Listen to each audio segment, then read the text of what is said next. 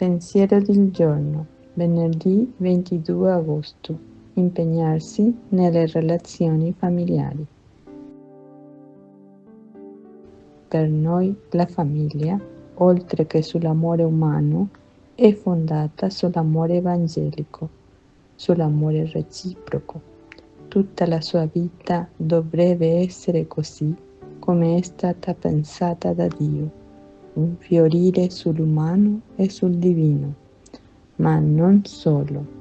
Penso che le famiglie debbano aiutarsi a vicenda mettendo in comune talenti e possibilità affinché con la loro testimonianza possano trasmettere a molti il nostro ideale.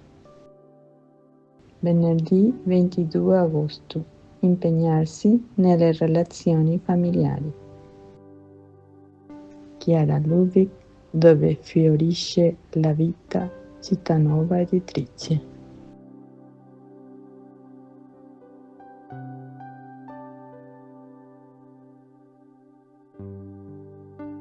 Ciao, se ti è piaciuto questo video, metti mi piace, dito in alto, e iscriviti al canale.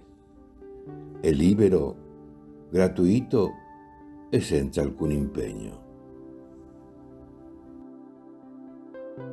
Parola di vita, agosto 2025. Perché dov'è il vostro tesoro, là sarà anche il vostro cuore.